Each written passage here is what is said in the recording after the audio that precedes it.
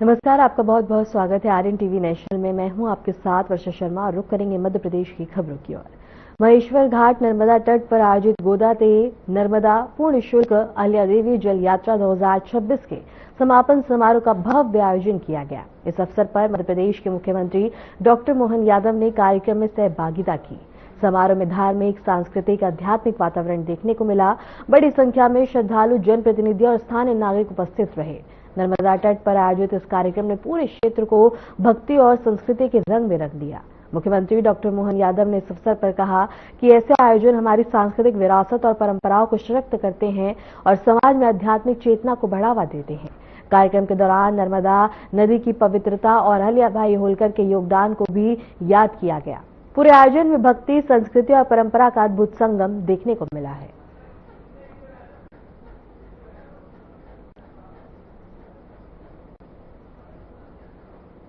और इसके साथ ही बता दें कि कार्यक्रम का आयोजन किया गया जहां सीएम मोहन यादव ने सहभागिता दर्ज कराई है और इसके साथ ही अहिल्याबाई होलकर के योगदान को याद किया गया। जल यात्रा का हुआ समापन, जहां गोदाते नर्मदा कार्यक्रम का समापन और सीएम मोहन यादव यहां शामिल हुए हैं। नर्मदा तट पर भव्य आयोजन हुआ है। धार्मिक और सांस्कृतिक परंपराओं पर यहां जोर दिया गया है। श्रद्धालुओं की संख्या यहां नजर आई है और इसके साथ ही महेश्वर घाट पर भक्ति का माहौल देखने को मिला।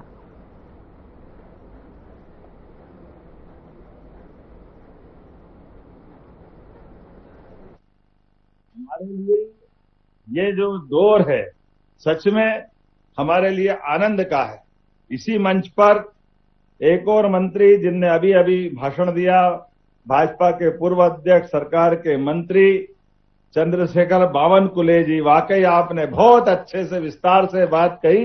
मेरे अभिन्न मित्र भी है और सुयोग्य नेतृत्वकर्ता भी। जोरदार अभिनंदन बावनकुले जी का भी। इस अवसर पर श्रीमंत युवराज यशवंतराव होलकर जी, आपका भी स्वागत, अभिनंदन। आपसे हमारी अतीत की विरासत से विकास की यात्रा का इतिहास जीवंत हो रहा है। यहां मंत्री माननीय जय कुमार रावल जी, आपका भी अभिनंदन। आपने कहा मैं आभार से काम चला लूंगा समय की कमी के कारण से। रावल जी, आपने बहुत अच्छा काम किया, आपका भी आभार, जोरदार अभिनंदन रावल जी का। मंच पर मौजूद भारत सरकार की मंत्री, हमारे सुयोग्य मंत्री श्रीमती सावित्री ठाकुर जी, जोरदार अभिनंदन। माननीय मोदी जी के मंत्रिमंडल का भी प्रतिनिधित्व इस मंच पर भी है। महाराष्ट्र की सरकार के मंत्री और मुख्यमंत्री एक तरफ यात्रा प्रारंभ कराते हैं मुख्यमंत्री और दूसरे मुख्यमंत्री समापन कराते हैं। ये है हमारी अहिल्या माता की उस संकल्प शक्ति का परिणाम, वो आनंद है। मुझे इस बात की प्रसन्नता है, मंच पर विराजमान हमारे अपने सारे नेतागण, श्रीमान सदाशिव भाव खोत जी, गोपीचंद पडलकर जी, हमारे यहाँ के विधायक राजकुमार मेव जी, माननीय विधायक बालकृष्ण पाटीदार जी, माननीय विधायक सचिन बिड़ला जी, हमारी श्रीमती अनुबाई तंवर जी, श्रीमती अलका यादव जी, श्री विक्रम पटेल जी, पूरा मंच। नाम तो बहुत सारे और समय घड़ी अपने आप चलती जा रही। मैं सबका हाथ जोड़ के मध्य प्रदेश सरकार की ओर से आपका और आपका सबका अभिनंदन करता हूं, आपका स्वागत करता हूं। जिनके स्मरण मात्र से हमारी सनातन संस्कृति की धारा रोम रोम में रोमांचित कर देती। सच में अहिल्या माता का जीवन और उनके जीवन की विविध घटनाओं को लेकर के आज जो यात्रा गोदावरी से आज नर्मदा के किनारे आए, कितना अद्भुत वो उनका जीवन का उज्जवल चरित्र रहा है।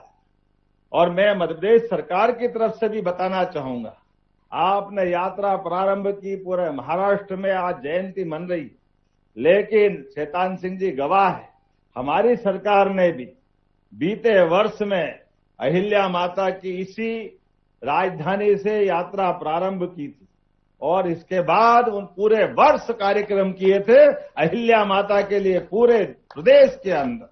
यहां मुझे गर्व है, हमने अपनी सरकार की कैबिनेट भी मां के सम्मान के कारण महेश्वर में की थी।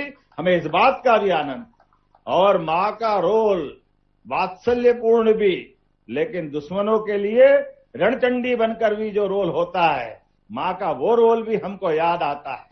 मुझे याद है उज्जैन से बढ़ने वाला पेशवा, उस काल के जो भी घटनाक्रम हुआ होगा, लेकिन युक्ति बुद्धि से मां साहब ने उसका भी रास्ता निकाला।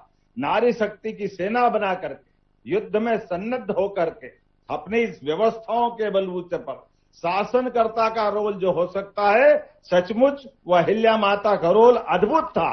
उस काल के लिए, उस समय के लिए जो अनुकूलता थी वो सब कुछ था। इतना ही इसलिए हमने दशहरे के दिन शस्त्र पूजन का काम इसी माहेश्वर की धरती पे किया था, दशहरा यही मनाया था। इसके अलावा भी हमने आपने एक कैबिनेट जब यात्रा का समापन किया तो हमने इंदौर के राजवाड़े पे अहिल्या माता के नाम पर उनका ये कैबिनेट एक इंदौर में भी की थी, क्योंकि इंदौर का वर्तमान का जितना भी यश है, वैभव है, होलकर साम्राज्य की जो कीर्ति पताका फहराती दिखती है, वह अहिल्या माता ही उसके लिए हमारे लिए सदैव आदर्श रही और दुनिया के बीच। और जिस प्रकार से संयोग सुखद है, आज हम जहां मां नर्मदा के किनारे अहिल्या माता को याद कर रहे हैं, और सौभाग्य की बात है आज सवेरे बनारस गंगा के किनारे यशस्वी प्रधानमंत्री गंगा को नमन करते हुए अहिल्या माता निर्मित उस देवस्थान पर बाबा विश्वनाथ को प्रणाम कर रहे थे। ये सुखद संयोग है। सुबह भी अहिल्या माता, शाम के समय पे भी आनंद आता है। वाकई ये जो उनका जो योगदान है, अद्भुत योगदान है, वो भी उस काल में जिस काल में लोग डर रहे थे, वो काल मुगल सत्ता का काल था। हमारे देवालय को नष्ट भ्रष्ट करने वाले लोग शासन में बैठे थे। और मुझे कहने में थोड़ी हिचकिचाहट तो है, लेकिन बड़ी बड़ी सत्ताएं उस समय भी थी, होलकर साम्राज्य से बड़ी बड़ी सत्ताएं, लेकिन मन का संकल्प अहिल्या माता का बड़ा था। मैं दोनों हाथ जोड़ के प्रणाम करता हूं उस गौरवशाली संस्कृति। राज्य थोड़ा भले ही छोटा हो सकता है, लेकिन मन हिमालय की एवरेस्ट की चोटी से भी ऊपर वाला था। वो गौरवशाली इतिहास जिसके कारण से उत्तर दक्षिण पूरब पश्चिम कौन सा देवस्थान बकाया होगा जहां अहिल्या माता ने उस स्थान को हमारी सनातन संस्कृति की गौरव और गरिमा का स्थान नहीं दिया हो। देवालय गगनचुंबी आसमान से बात करते हुए, घाट नदी के किनारे, जैसे माननीय हमारे अच्छे नेताजी ने कहा, मुझे मराठी तो कम आती है लेकिन आपकी भावना समझ में आ रही थी। नदी से महानदी की यात्रा आपने बताई थी। मुझे इस बात की प्रसन्नता है, मध्य प्रदेश में हमारा उज्जैन हो, इंदौर हो, कई देवस्थान बता सकता हूं, ओंकारेश्वर का वर्तमान का देवस्थान हो, हर एक जगह अहिल्या माता के शिलालेख अपनी उज्जवल गाथा गाते हुए आज भी चीख चीख करके बोल रहे हैं कि हाँ, सनातन संस्कृति में ऐसी पुण्य श्लोक अहिल्या माता हुई जिन्हें सदैव हमको गौरवान्वित किया है।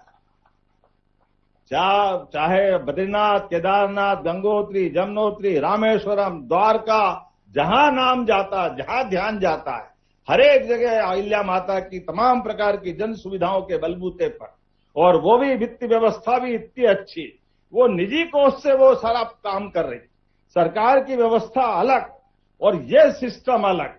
देवस्थान पे आस्था होना, श्रद्धा होना, लेकिन राज्य के प्रति भी उतनी निष्ठा होना। और इतना ही नहीं, अपने परिवार को वार दिया।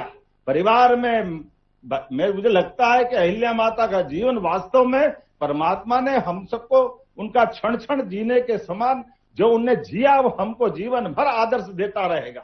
उनका रोल एक आदर्श बहू का, आदर्श मां का, आदर्श शासिका का, आदर्श योद्धा का, और दान धर्म सहित सब क्षेत्रों में जीवन का प्रत्येक क्षण भगवान कृष्ण ने जो 5000 साल पहले कर्मवाद की शिक्षा से जो जीवन प्रारंभ करके इसे जीवन समर्पण करने की बात जो कही है, वाकई वो अद्भुत है। इसलिए हमारी तरफ से आज जब मैं बात कर रहा हूं तो हमारे एक और मित्र राम सिंधे जी का नाम भूला था मैं, विधान परिषद के माननीय अध्यक्ष जी, ये भी मेरे अभिन्न मित्र है। जोरदार अभिनंदन राम सिंधे जी। और राम जी का नाम कैसे भूल सकते हैं? जब राधा कृष्ण का नाम लिया तो माता सरयू के किनारे जिस प्रकार से धाम में प्रभु श्री राम मुस्कुरा रहा है, जय जय श्री राम, वो आनंद आ रहा है कि वास्तव में सत्ताएं क्या होती, शासन की सुव्यवस्थाएं क्या होती है।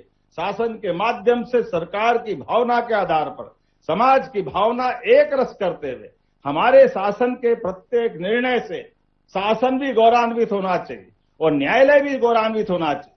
इसलिए वो अहिल्या माता का काल भी आज हम लघु रूप से विशाल दर्शन करने के लिए माननीय प्रधानमंत्री के माध्यम से जोरदार अभिनंदन करें, जब जैसे ही सुप्रीम कोर्ट ने फैसला दिया और हमने सबने देखा हमारे समाज में हिंदू मुसलमान को तत्कालीन सत्ताधीशों वालों ने कितनी बार लड़ाने का प्रयास किया, भगवान राम के नाम पर भी। लेकिन समाज अगर शासनकर्ता कुशल है, शासनकर्ता की भावना शुद्ध है और शासन करने वाले की नीयत और नीति एक है, तो ये देश क्या दुनिया देख रही है कि भारत अपनी प्रगति भी कर रहा है, भारत अपने तमाम ऐसे उलझे सुलझे प्रश्नों को भी हल कर रहा है जो इतिहास में असंभव से असंभव माने जा सकते। वो असंभव को संभव करने का नाम नरेंद्र मोदी है, हमें इस बात का गर्व है। इसलिए महाराष्ट्र से तो हमारा और रिश्ता मजबूत।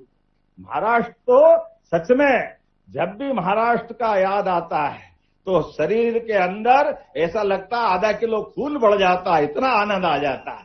हमारे लिए सौभाग्य की बात है, महाराष्ट्र की सत्ता महाराज शिवाजी से प्रारंभ होकर के महाराज शिवाजी के बाद बाजीराव पेशवा, सिंधिया, होलकर, तमाम राजघरानों ने पूरे देश के अंदर एक नया समय ला करके दिखाया। और वो उस नए समय के अंदर आज बाबा महाकाल का महालोक, और महालोक के अंदर भगवान का त्रिमंजिला मंदिर आकाश की ऊंचाई से बात करता दिखाई देता है। तो महाराष्ट्र की तो देन है, इतना आनंद हमारे अपने प्रत्येक देवस्थान के लिए आता है। उज्जैन के 117 मंदिर अलग अलग स्कंद पुराण के अवंती खंड के हिसाब से हर देवस्थान उस काल में हमारे महाराज सिंधिया महाराज ने बनवाए। और उतना ही नहीं, तमाम प्रकार देवस्थानों के अंदर जितने प्रकार से जो हो सकता है वो सब करने का प्रयास किया। इसलिए महाराष्ट्र और मध्य प्रदेश ये तो अलग हो ही नहीं सकते, ये तो हमारे जुड़वा भाई है, जैसे एक साथ इनका जन्म हुआ। मैं आज के इस अवसर पर जब ये यात्रा यहाँ समापन हो रही, तो जब हमने अपनी कैबिनेट की थी, कई कामों को हाथ में लिया है। आज अगर थोड़ा सा ये हमारा रचना थोड़ी ऐसी बनी हुई है, नहीं तो यहाँ ये रोज माँ अहिल्या के नाम पर हम उनका लाइट एंड साउंड शो कराते हुए उनके जीवन का अतीत का सारा गौरवशाली पृष्ठ इस किले की प्राचीर से सबको बताने का प्रयास करते हैं। यही हमने अहिल्या लोक का भी निर्माण की घोषणा की, उसके टेंडर भी हो गए, ठेकेदार भी आ गए और बहुत जल्दी हम उसका भूमि पूजन करने वाले, जिसके कारण से अहिल्या माता के उस काल की घटनाओं को हम अपने प्रत्यक्ष रूप से भी अहिल्या लोक बनाकर दिखाने का प्रयास करेंगे। अभी अहिल्या माता की इस नगरी तक आने जाने के लिए चाहे इधर ओंकारेश्वर तरफ का रास्ता हो या बड़वाह तरफ का रास्ता हो, इस रास्ते को भी हम 4 लेन बनाने वाले हैं, ताकि 4 लेन के माध्यम से आने जाने का मार्ग सुगम हो जाए। इतना ही नहीं, और बहुत सारी बातें मैं बोल सकता हूं, लेकिन घड़ी अब ये कह रही कि बात अपनी समाप्त करना पड़ेगी, क्योंकि 9:30 का समय हुआ और मुझे लगता है आप लोगों को भोजन प्रसादी भी पाना है। लेकिन सच में अहिल्या माता का तो नाम ऐसा होता है कि सब भूल जाते हैं, लेकिन फिर भी लौकिक दुनिया में मेरी अपनी ओर से सच में महाराष्ट्र सरकार के माननीय मुख्यमंत्री, माननीय सारे मंत्रीगण और ये वारकरी समुदाय से लेकर के हमारे सभी भाई बहन, मैं आप सबका भी मध्य प्रदेश सरकार की ओर से अभिनंदन करता हूं। और ऐसे कई काम हमारी सरकार के माध्यम से भी हो रहे हैं। धार्मिक देवस्थान को लेकर के हेलीकॉप्टर सर्विसेज हमारी सरकार के द्वारा चालू की गई। धार्मिक दृष्टि से देवस्थान के अंदर सब सुप्रबंधन करने का काम हमारी सरकार ने किया। और एक रिश्ता और हमारा आपका है, हमको मालूम है इस देश में 2 तो कुंभ होते हैं, एक हरिद्वार में और एक प्रयागराज में, लेकिन 2 सिंहस्थ होते हैं, एक नासिक में एक उज्जैन में। ऐसे में जब नासिक में कुंभ होने वाला है वो 27 का कुंभ और उसके आगे 28 में उज्जैन में कुंभ होने वाला है, तो सच में ये गोदावरी से नर्मदा की यात्रा छिपरा तक जाते हुए, क्योंकि पिछले सिंहस्थ में हमारी नर्मदा जी के माध्यम से उज्जैन की छिपरा का वो तट चमका था, और आज उनके आशीर्वाद से हमारे देवस्थान में अगर नदी में छिपरा जी में जीवन अगर मिल रहा है, आनंद मिल रहा, तो मां नर्मदा का आशीर्वाद है। इसलिए ये यात्रा यहाँ खत्म नहीं हो रही, ये यात्रा उज्जैन तक जाएगी, आने सिंहस्थ तक जाएगी। अपनी तरफ से एक बार फिर मैं आपको सिंहस्थ की, आपके यहाँ के सिंहस्थ की बधाई देना चाहता हूं, अभी से शुभकामना देता हूं। और उज्जैन के सिंहस्थ में भी आप ऐसी यात्रा वापस अहिल्या माता के यहाँ से लाओगे, इसी अपेक्षा के साथ एक बार फिर आप सबका वंदन, अभिनंदन, बहुत बहुत धन्यवाद। मेरे तरफ से एक बार फिर आप सबका नमस्कार। और मेरे साथ जोरदार आवाज में बोलेंगे, अहिल्या महारानी की, महाकाल महाराज की, ओंकार महाराज की, नर्मदे क्षिप्रे महारानी की, गोदावरी महारानी की। तो वहीं मध्य प्रदेश के मुख्यमंत्री डॉक्टर मोहन यादव ने खरगोन जिले के जलोद में आयोजित एक कार्यक्रम के दौरान 60 मेगावाट क्षमता वाले सोलर प्लांट का शुभारंभ किया। इस अवसर पर उन्होंने राज्य में स्वच्छ और हरित ऊर्जा को बढ़ावा देने की दिशा में सरकार की प्रतिबद्धता को दोहराया। मुख्यमंत्री ने कहा कि यह सोलर प्लांट न केवल ऊर्जा उत्पादन में आत्मनिर्भरता को मजबूत करेगा, बल्कि पर्यावरण संरक्षण की दिशा में भी एक महत्वपूर्ण कदम साबित होगा। उन्होंने बताया कि मध्य प्रदेश सरकार लगातार नवीनीकरण ऊर्जा के क्षेत्र में आगे बढ़ रही है और आने वाले समय में ऐसे और प्रोजेक्ट्स को बढ़ावा दिया जाएगा। कार्यक्रम में स्थानीय जनप्रतिनिधि, प्रशासनिक अधिकारी और बड़ी संख्या में लोग भी मौजूद रहे। सोलर प्लांट के शुरू होने से क्षेत्र में बिजली आपूर्ति व्यवस्था को भी मजबूती मिलने की उम्मीद जताई जा रही है। और खरगोन से ये खबर हम आपको बता रहे हैं, जहां एक मोहन सरकार की बड़ी पहल देखने को मिली है। सोलर प्लांट के शुरू होने से क्षेत्र में बिजली आपूर्ति व्यवस्था को मजबूती मिलती हुई नजर आ रही है। सोलर प्लांट का शुभारंभ किया गया। सीएम डॉक्टर मोहन यादव ने इसका शुभारंभ किया है। बता दें कि इस प्रोजेक्ट के माध्यम से स्थानीय जनप्रतिनिधि, प्रशासनिक अधिकारी और बड़ी संख्या में लोग यहां उपस्थित रहे और इसके साथ ही नवीनीकरण ऊर्जा के क्षेत्र में लगातार मध्य प्रदेश आगे बढ़ता हुआ नजर आ रहा है और ये एक महत्वपूर्ण कदम माना जा रहा है। सोलर प्लांट न केवल ऊर्जा उत्पादन में आत्मनिर्भरता को मजबूत करेगा, बल्कि पर्यावरण संरक्षण का दिशा में भी एक महत्वपूर्ण कदम साबित होगा और सीएम मोहन यादव ने इसका शुभारंभ किया है। और बता दें कि राज्य में स्वच्छ और हरित ऊर्जा को बढ़ावा देने की दिशा में सरकार की प्रतिबद्धता को यहां दर्शाया गया है। और इसके साथ ही बता दें कि खरगोन जिले के जलोद में आयोजित एक कार्यक्रम के दौरान सीएम मोहन यादव ने एक सोलर प्लांट का शुभारंभ किया है।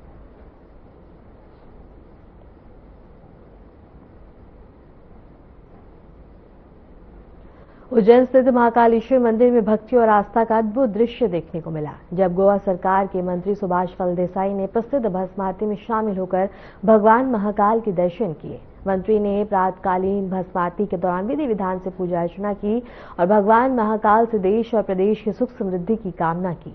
इस दौरान मंदिर परिसर में पूरी तरह भक्तिमय वातावरण बना रहा। उज्जैन के श्री महाकालेश्वर मंदिर में होने वाली विश्व प्रसिद्ध भस्म आरती में बड़ी संख्या में श्रद्धालु मौजूद रहे, जिन्होंने इस दिव्य और आध्यात्मिक दृश्य का बता दें कि अनुभव लिया है। मंदिर प्रशासन की ओर से मंत्री का स्वागत किया गया और पूरे कार्यक्रम में श्रद्धा, आस्था और भक्ति का सुंदर संगम देखने को मिला है।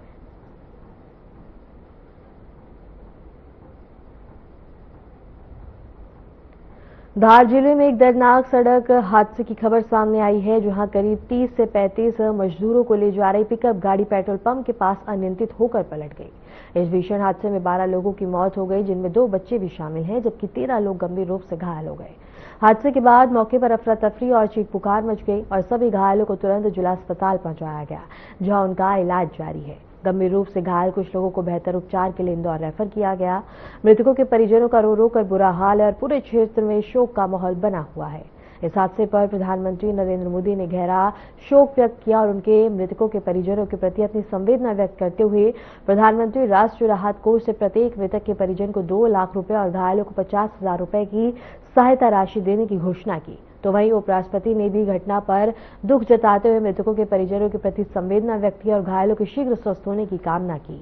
वहीं मुख्यमंत्री डॉक्टर मोहन यादव ने इसे हृदय विदारक घटना बताया है। उन्होंने मृतकों के परिजनों को 4-4 लाख रुपए और गंभीर घायलों को 1-1 लाख और अन्य घायलों को भी बता दें कि 50,000 रुपए की सहायता राशि देने के निर्देश दिए। साथ ही इंदौर सभायुक्त और पुलिस महानिरीक्षक को उपचार व्यवस्था की निगरानी के लिए धार पहुंचने के निर्देश भी दिए हैं। उन्होंने सभी घायलों का निःशुल्क उपचार करने की बात कही है।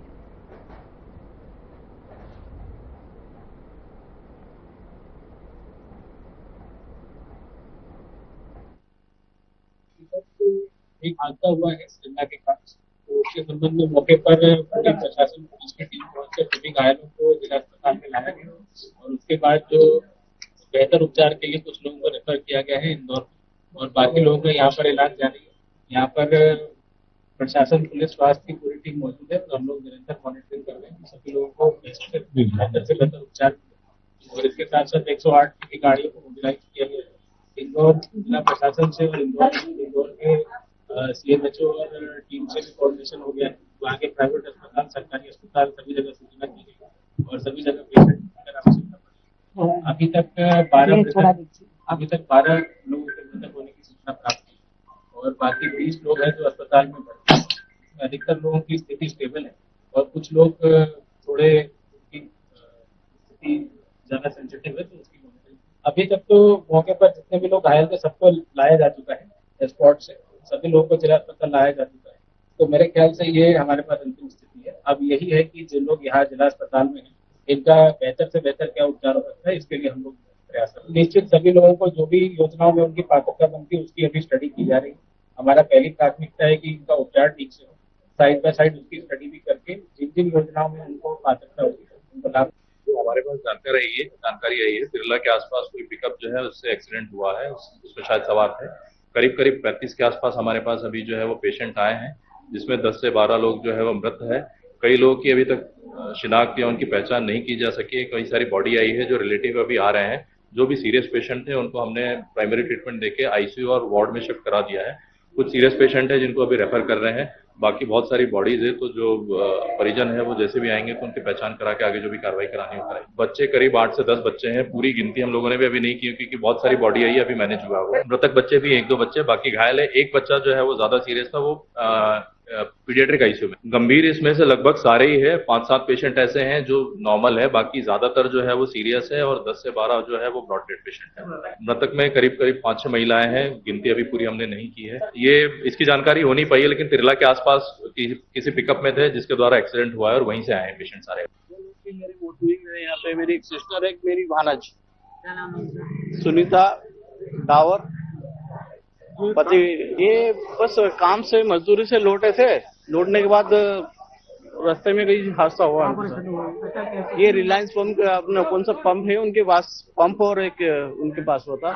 मेरे परिजन अभी बता रहे हैं 2 है और एक लापता भी है, कुछ पता नहीं मिल रहा। 2 की मौत हो गई अभी और एक अभी तक मिल नहीं पा रहा मुझे।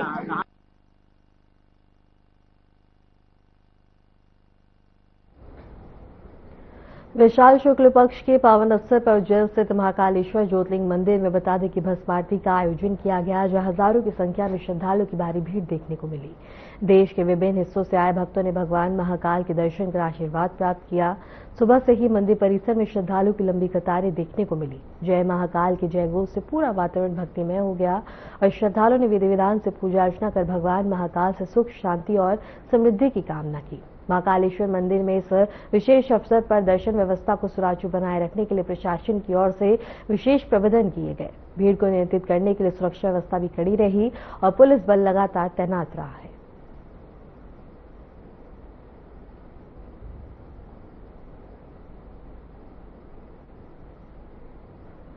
फिलहाल के लिए मध्य प्रदेश की खबरों में इतना ही और ऐसे ही मध्य प्रदेश की तमाम खबरों को जानने के लिए देखते रहें आरएन टीवी नेशनल।